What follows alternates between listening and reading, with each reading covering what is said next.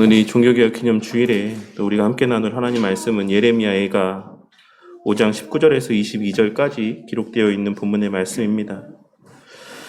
예레미야애가는 일반적으로 이스라엘이 완전하게 멸망한 이후에 기록된 성경이라고 알려져 있습니다.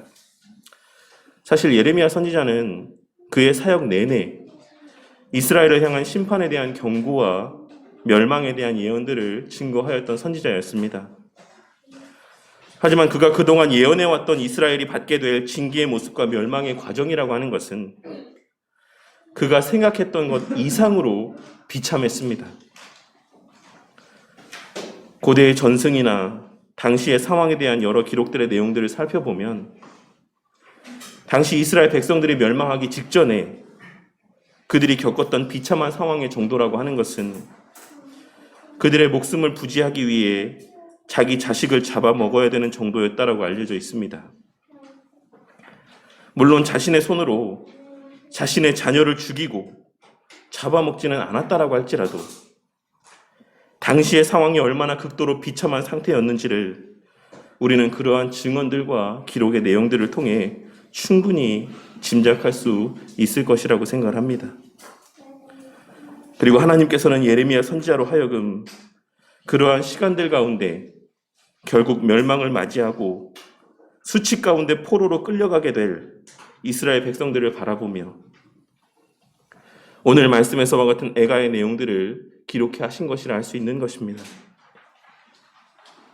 오늘 말씀에서 이스라엘 백성들이 당한 고난과 수치라고 하는 것은 어찌 보면 오늘날 이 시대를 살아가는 우리 성도님들과는 큰 관련이 없는 것처럼 여겨질지도 모르겠습니다. 하지만 저는 오늘날 우리가 살아가고 있는 이 시대 또한 영적인 면에서는 당시 이스라엘 백성들이 당한 고난과 수치 못지않은 비참한 상태 가운데 있다라고 생각을 합니다.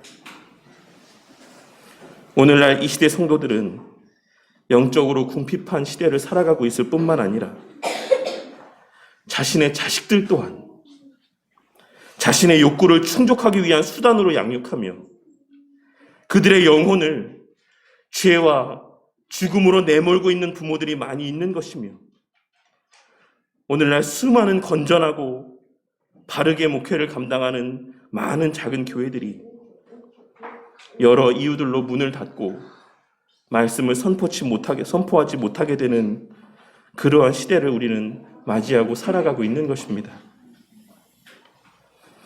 그동안 종종 말씀드렸던 것처럼 오늘날 이 시대 교회 가운데는 이전에 한 번도 교회를 다녀본 적이 없는 이들, 하나님을 전혀 알지 못하고 믿지 않았던 이들을 찾아보기 힘든 시대가 되었고 지금도 일부 교회들 가운데는 성도의 수가 늘어나고 있긴 하지만 큰 틀에서의 교인들의 수는 매해 감소되어져 가고 있는 것이 우리가 살아가고 있는 이 시대의 교회의 현 주소인 것입니다.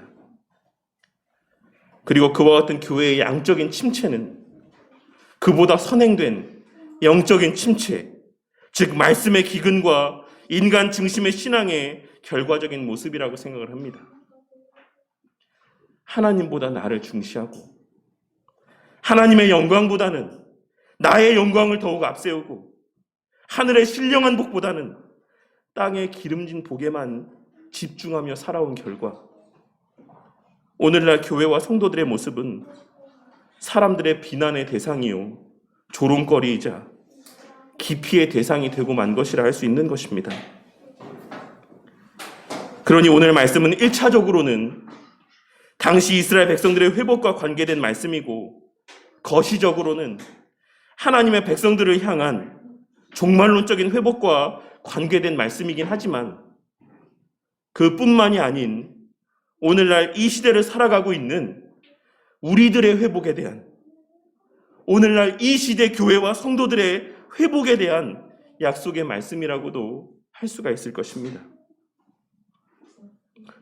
오늘은 하나님께서 우리 신앙의 선배들의 희생과 섬김을 통해 바른 신앙과 진리를 회복시켜 주신 것을 기념하고 감사하는 종교개혁 기념 주일입니다.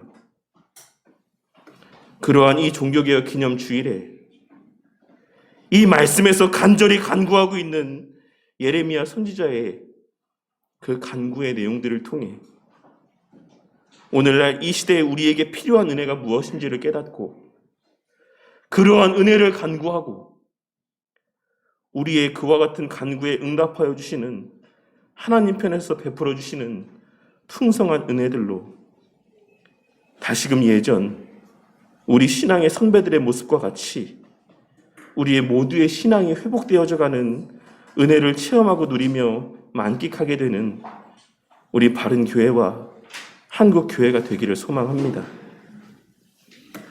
첫째로 우리는 이 종교개혁 기념 주일에 오늘날 우리의 처한 현실에 영적인 비참함과 치욕의 상태를 바르고 온전히 깨닫게 되는 은혜가 있어야지만 될 것이라 생각합니다. 오늘 우리가 함께 나누고 있는 이 5장 말씀의 시작에서 예레미야 선지자는 여호와여, 우리가 당한 것을 기억하시고 우리가 받은 치욕을 살펴보옵소서라고 고백하고 있습니다. 그리고 그 당한 것과 치욕은 앞서도 말씀드렸던 것처럼 그의 생각보다 훨씬 비참하고 고통스러운 것이었습니다.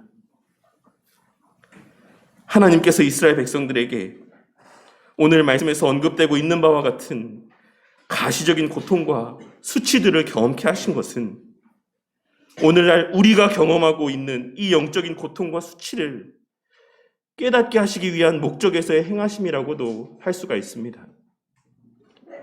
비록 우리의 영적인 고통과 수치라고 하는 것이 우리의 눈에 당장 가시적으로 보여지지 않고 우리의 피부에 당장 실제로 체험되어지는 것은 아니라고 할지라도 그로 말미암는 비참함과 고통의 정도는 당시 이스라엘 백성들이 겪었던 고통과 수치에 비해 결코 덜하지 않다라고 하는 사실을 깨닫게 하시기 위한 배려가 담긴 기록들이라고도 할 수가 있는 것입니다. 그렇다면 오늘날을 살아가는 우리들은 오늘 말씀에서 이스라엘 백성들이 겪었던 육적인 고통과 수치가 궁극적으로 의미하는 바라 할 수 있는 영적인 고통과 수치에 대한 인지와 자각이 있다라고 할 수 있겠습니까? 오늘날 이 시대를 살아가는 우리에게는 교회가 직면하고 있는 이 세상으로부터의 비난과 수치에 대한 인지와 자각이 있다고 할 수 있겠습니까? 우리가 오늘 말씀을 문자적인 의미로만 해석을 하고 이해를 할 때 오늘 말씀에서의 이 예레미야 선지자의 간절한 부르짖음은 내가 살아가고 있는 오늘날 지금 이 시대와는 큰 상관이 없고 설령 상관이 있다라고 할지라도 육적인 고난 가운데 있는 일부의 사람들과만 관계된 말씀으로 생각하기 쉽습니다. 그리고 그런 맥락에서 오늘날 상당수의 성도들에게 있어 이 예레미야 애가에 기록된 한 선지자의 간절한 외침은 그들의 마음 가운데 그리 큰 울림으로 다가오지 않는 것이다라고도 할 수가 있는 것입니다. 나는 평안하니까, 나는 지금 이렇게 잘 살고 있으니까, 나는 이렇게 예배 잘 드리고 있으니까, 나는 내 삶에 있어서 아무런 부족한 것이 없으니까 오늘의 이 말씀은 나와는 상관이 없는 말씀이라 여겨지고 이 말씀 가운데 큰 관심이 기울여지지 않는 것이라고 할 수가 있는 것입니다. 하지만 오늘날 우리의 현실이, 우리의 영적인 상태가 정말 평안하고 형통하고 은혜와 복이 충만한 상태라고 할 수 있겠습니까?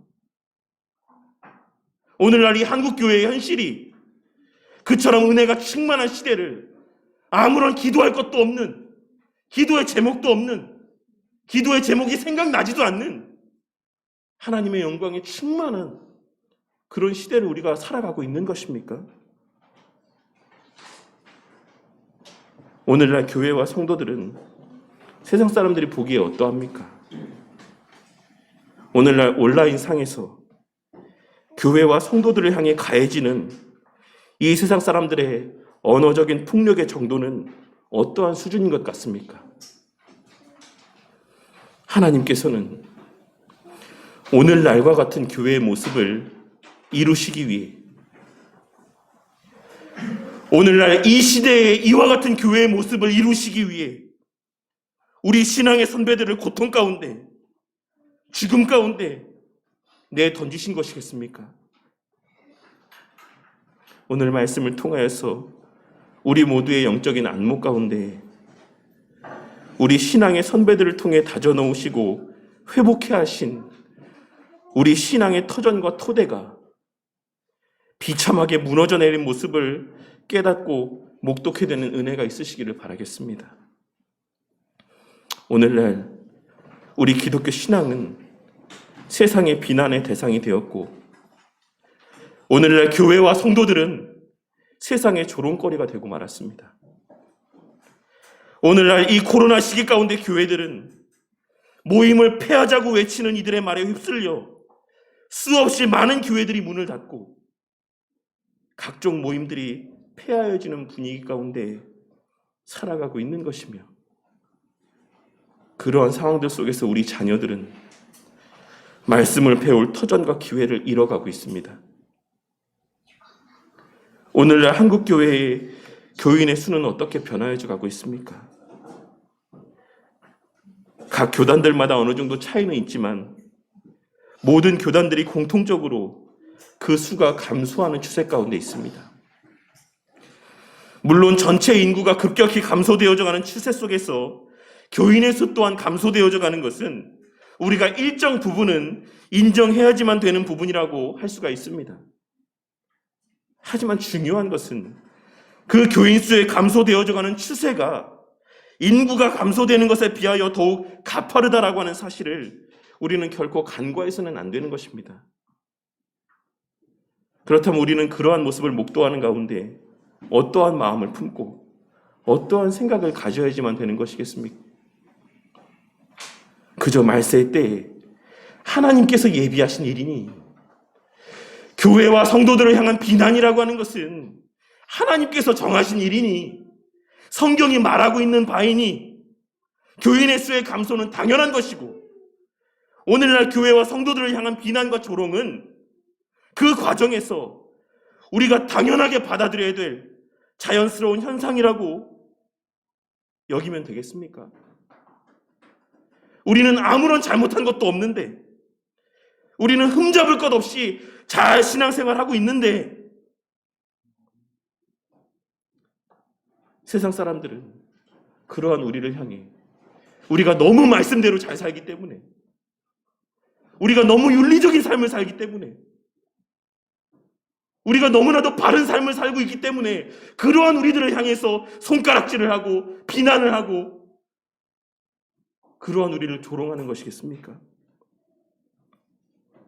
오늘날 수많은 이들이 교회에 대하여 거부감을 느끼는 것이 그리스도인답지 못한 삶의 모습 때문이라는 사실을 우리는 잊지 말아야지만 될 것입니다.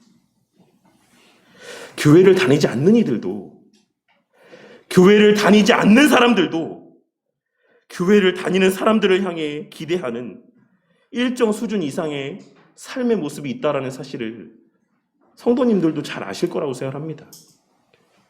자신은 교회를 다니지 않아도 교회에 다니는 사람들을 바라볼 때 그 사람들 마음 가운데는 교회 다니는 사람은 이 정도는 살아야지, 교회 다니는 사람이라고 한다면 이 정도 수준은 되어야지 라고 하는 정도의 도덕적이고 윤리적인 기준들이 있다라는 사실을 우리는 우리의 지난날에 살아오는 삶의 시간들을 통해서 충분히 경험하였을 것이라고 생각하는 것입니다. 그리고 오늘날 수많은 교인들의 그 하나님께서 바라시는 삶과 말씀이 요구하는 삶과는 거리가 먼 비윤리적이고 비도덕적인 삶의 모습들로 말미암아 그들 스스로의 행함을 통해 복음 전파의 문을 가로막고 있다는 사실을 우리는 결코 망각해서는 안 되는 것입니다. 종교개혁의 중요한 정신 가운데 하나는 우리가 잘 알고 있는 것처럼 개혁된 교회는 계속 개혁되어져 가야지만 된다라는 것이었습니다. 그리고 우리는 그러한 우리의 신앙의 선배들의 후손임을 자처하는 자들입니다. 하지만 오늘날 교회들 가운데 교회의 개혁의 필요성에 대한 인지와 자각이 있습니까?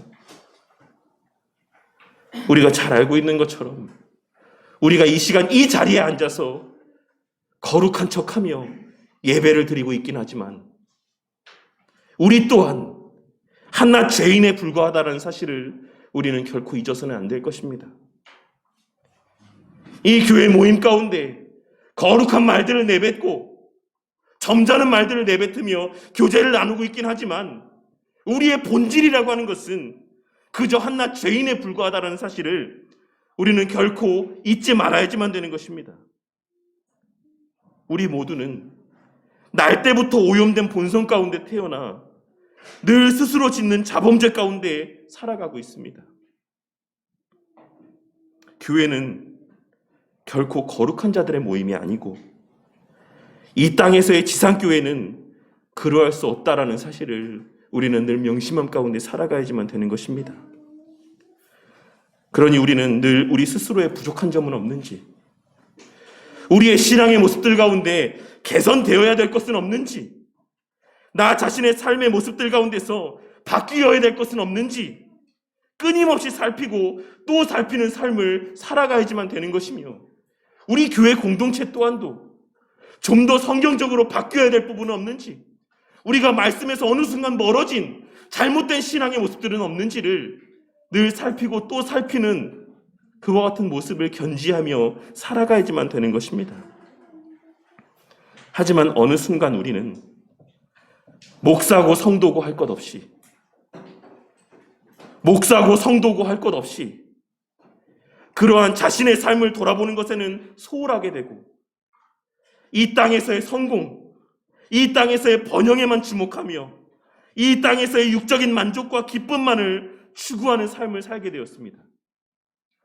그리고 그 결과는 오늘날 우리가 경험하고 있는, 우리가 목도하고 있는 우리들을 향한 세상의 시선과 교인 수의 감소라고 하는 모습으로 목도되어지고 있는 것입니다.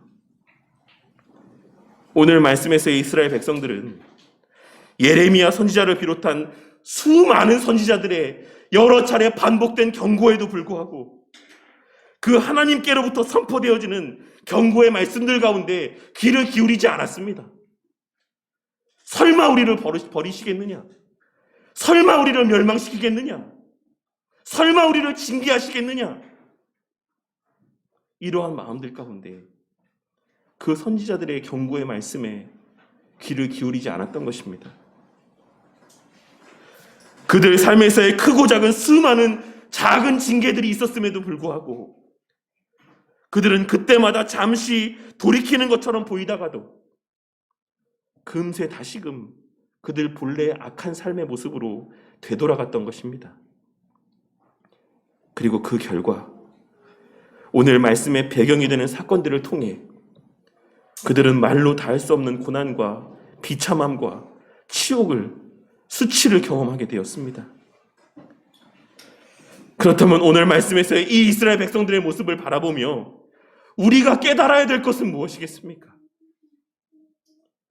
그것은 바로 오늘날 교회와 성도들을 향한 이 세상에 속한 이들의 그 모든 비난과 조롱과 차마 입에 담지 못할 말들은 우리가 우리 스스로 돌이켜야 될 것들이 있다라는 것을 깨닫게 하여 주시기 위한 하나님의 허용하심일 수도 있다라는 사실인 것입니다. 왜 하나님께서 믿지 않는 자들로 하여금 당신의 백성들을 비난하게 만드시는가? 왜 교회를 이러한 수치 가운데 내버려 두시는가? 왜 교회가 세상 사람들의 수치와 조롱의 대상이 되어가고 있는 것인가? 그 하나님의 허용하심의 목적에 대하여 생각해 볼 필요가 있다라는 것입니다. 오늘 말씀을 통해 저를 비롯한 우리 모두가 우리 각자의 신앙과 삶을 돌아보게 되는 은혜가 있기를 바랍니다. 그리고 그러한 우리 각자의 신앙을 돌아봄에 가장 우선의 자리에 오늘 신앙 칼럼에 쓰여있는 교수님의 글의 제목과 같이 우리는 과연 성경 말씀을 얼마나 귀하게 여기고 가까이 하며 살아가고 있는가에 대한 질문이 자리하고 있기를 바랍니다. 성도님들은 성경을 읽으십니까? 성도님들은 매일의 삶의 시간들 속에서 꼬박꼬박 하나님 말씀을 읽고 있습니까? 과연 오늘날 한국 교회는 성경을 진정 귀하고 가치 있게 여기며 말씀을 즐겨 읽고 가까이 하는 삶을 살아가고 있습니까? 하나님께서는 디모데를 향한 바울 사도의 메시지인 내가 어려서부터 성경을 알았나니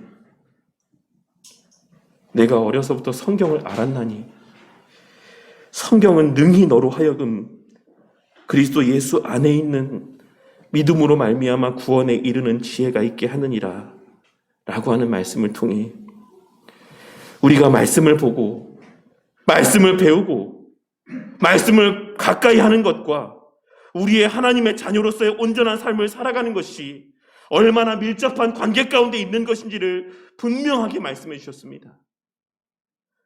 그리고 반면에 예레미야 선지자를 통해서는 예레미야 22장 21절에 기록된 말씀인 내가 평안할 때에 내가 내게 말하였으나 내 말이 나는 듣지 아니하리라 하였나니 내가 어려서부터 내 목소리를 청종하지 아니함이 내 습관이라. 네가 어려서부터 내 목소리를 청종하지 아니함이 네 습관이라 라고 하는 말씀을 들려주심으로 하나님의 말씀을 가까이 함과 하나님의 자녀된 삶을 살아가는 것 사이의 밀접한 관계성을 다른 각도에서도 말씀해 주셨던 것입니다. 최근에 목회 데이터 연구소라고 하는 한 기관의 조사에 따르면 한국 교회 교인들 가운데 약 20% 정도만이 평소에도 성경을 읽는다라고 답하였다라고 합니다. 저는 사실 이 수치도 엄청나게 높게 평가된 것이라고 생각합니다.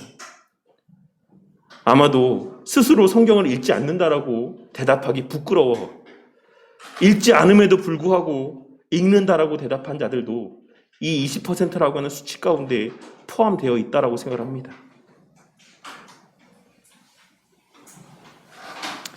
그러니 실제로는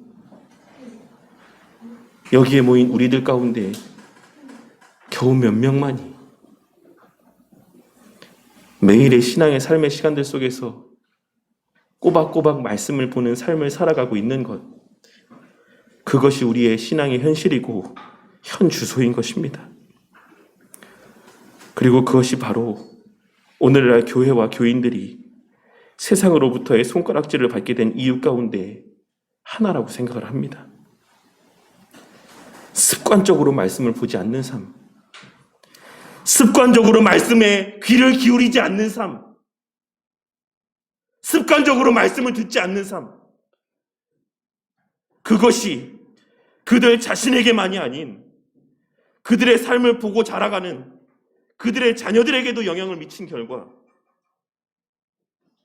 우리 자신도 말씀을 모를 뿐만 아니라 우리 자신도 말씀을 보지 않을 뿐만 아니라 우리 자녀들도 말씀을 보지 않는, 말씀을 멀리하는, 설교 말씀 가운데 귀를 기울이지 않는 그러한 삶 가운데 거하게 된 것이라고 할 수가 있는 것입니다. 그리고 그 결과가 오늘날 우리가 경험하는 여러 교회들을 향한 비난의 모습들로 우리에게 목도되어지고 경험되어지고 있는 것이라 할 수 있는 것입니다. 오늘 주보에 실린 안상혁 교수님의 글을 찬찬히 시간을 내서 읽어보시고 깊이 생각해 보시기를 바라겠습니다. 왜 우리 종교개혁 시대의 선배들이 그토록 성경을 번역하는 것에 목숨을 걸고 많은 수고를 아끼지 않았는지를 깊이 생각해 보는 은혜가 있으시기를 바란다는 것입니다. 말씀을 다시금 귀하게 여기고 말씀을 가까이 하게 되는 것이 오늘날 우리 시대에 필요한 개혁입니다. 우리 자녀들이 어려서부터 여러 조기 교육의 열심 가운데 세상의 가르침들에 열심을 내며 살아가는 것이 아닌, 어려서부터 그 부모와 함께 말씀을 읽고, 어려서부터 그 부모와 함께 말씀을 가까이 하며 하나님의 말씀 가운데 귀를 기울이고 그 말씀을 청종하게 되는 것, 그것이 바로 우리 시대에 필요한 진정한 개혁의 모습이라 할 수 있는 것입니다. 이 사실을 깨닫게 되는 은혜가 있으시기를 바라겠습니다. 또 다른 조사 결과에 따르면 매일같이 성경을 읽는 자들 가운데 95% 정도의 사람들이 그 매일같이 읽는 말씀이 자신의 삶에 영향을 미쳤다라고 대답을 하였습니다. 우리가 말씀을 가까이 하고 말씀을 읽을 때 반드시 그 과정들 가운데 성령 하나님의 역사가 있다라는 사실을 믿고 늘 말씀을 가까이 하며 자녀들과 함께 말씀을 읽는 시간들을 갖는 우리 성도님들이 되시기를 바라겠습니다.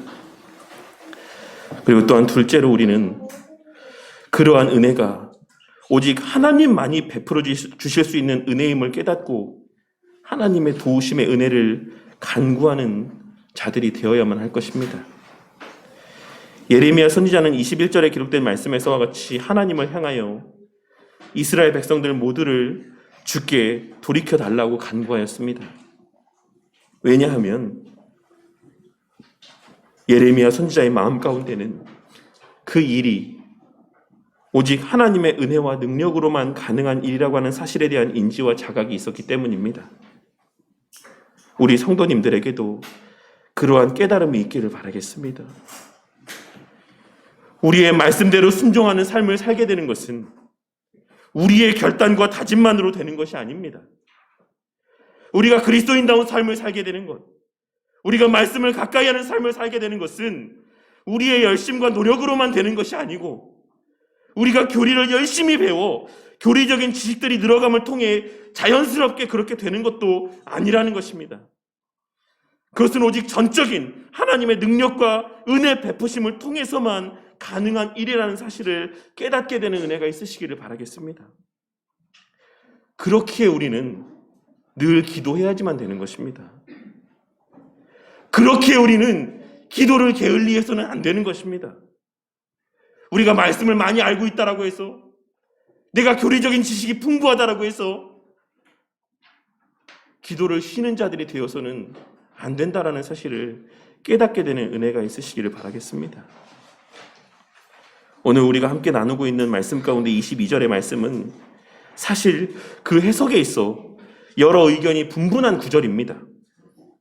하지만 그 여러 해석들 가운데 가장 합당한 해석과 견해는 22절의 말씀이 21절과 연결된 말씀으로, 그러한 견해에 근거하여서 이 말씀을 다시 해석을 해보자면, 번역해보자면, 비록 지금은 주께서 우리를 아주 버리셨사오며 우리에게 진노하심이 참으로 크실지라도 여호와여 우리를 주께로 돌이키소서. 그리하시면 우리가 주께로 돌아가겠사오니 우리의 날들을 다시 새롭게 하사 옛적 같게 하옵소서라고 하는 간구의 메시지로 번역을 할 수 있습니다.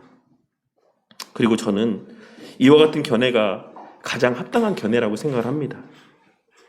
그리고 그와 같은 해석에 근거하여서 비록 오늘날 우리의 처한 현실은 비참할지라도, 비록 오늘날 우리의 처한 이 현실의 모습은 아무 소망이 없어 보일지라도 반드시 우리의 그 기도에 귀를 기울이시고 응답하여 주시는 하나님의 자비와 긍휼에 따라, 그리고 우리와 맺으신 신실한 언약에 따라 우리를 회복시켜 주실 것을 기대하고 소망하며 확신함 가운데 기도할 수 있는 근거를 우리는 발견할 수가 있는 것입니다.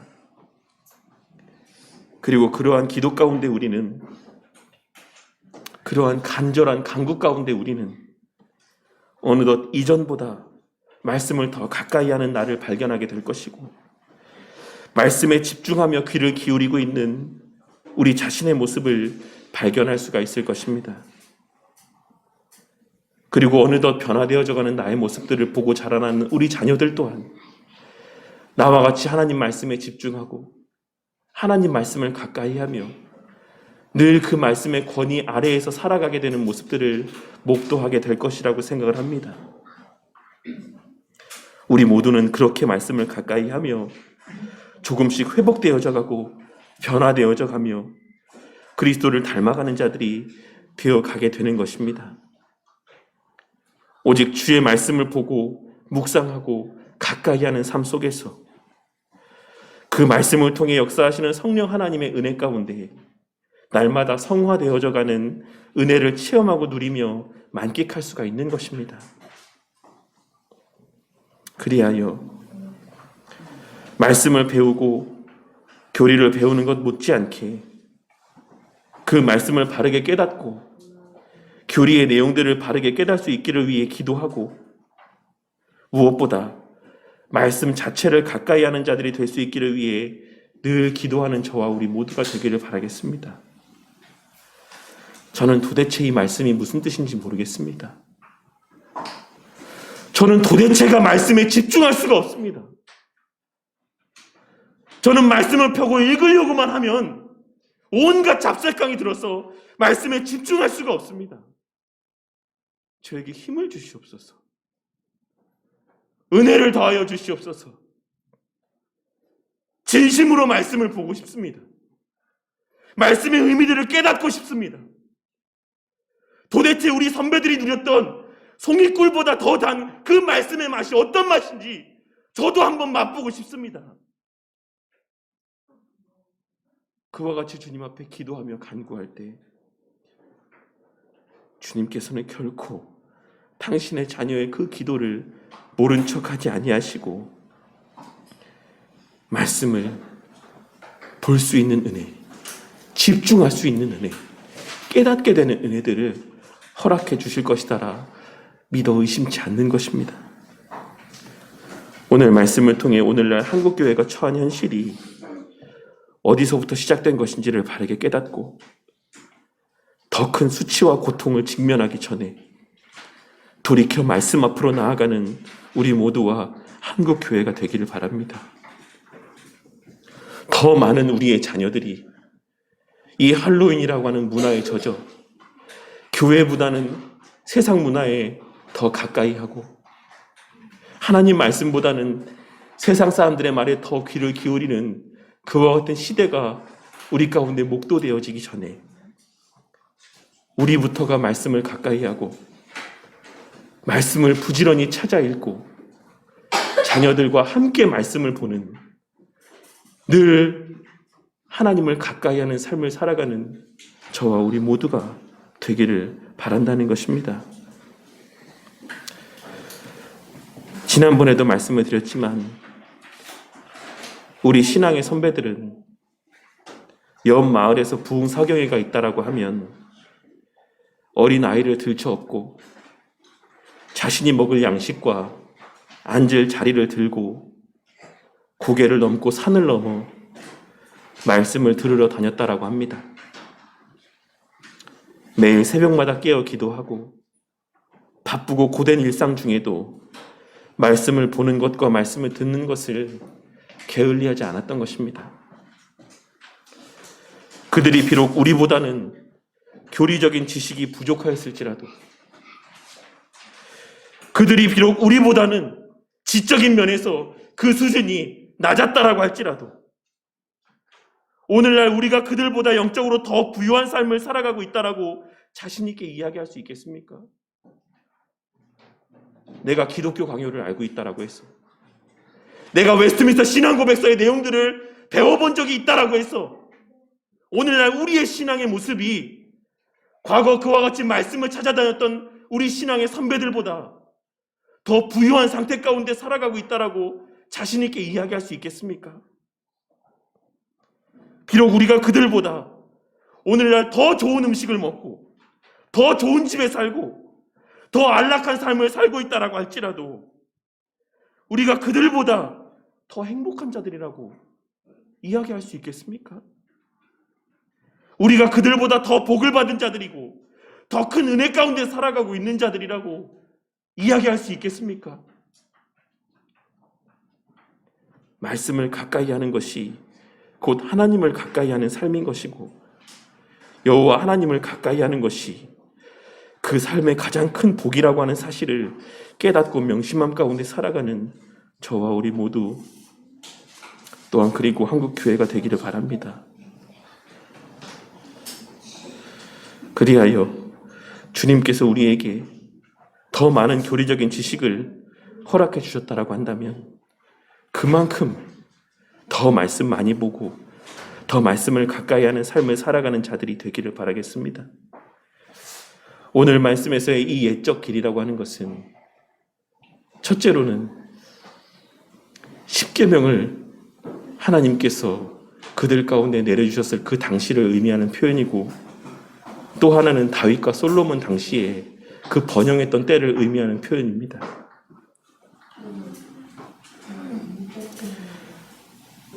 우리 또한 우리 믿음의 선배들과 같이 그 계명의 말씀을 받았던 당시 이스라엘 백성들이 느꼈던 하나님 앞에서의 두려움과 떨림을 갖고 살아가는 저와 우리 모두가 되기를 바랍니다.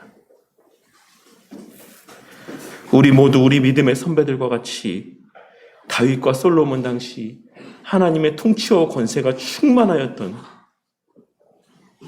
그날의 때와 같은 영적인 부요함의 때 가운데 살아가게 되는 은혜가 있기를 바랍니다.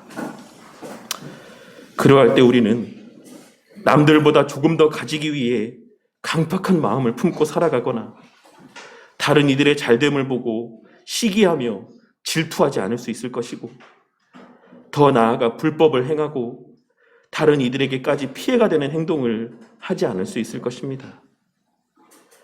그러한 그리스도인다운 삶을 회복하는 그 첫걸음이 바로 매일의 삶의 시간들 속에서 정한 시간에 말씀을 보고 기도하는 시간을 갖는 것이다라는 사실을 깨닫게 되는 은혜가 있으시기를 바란다는 것입니다.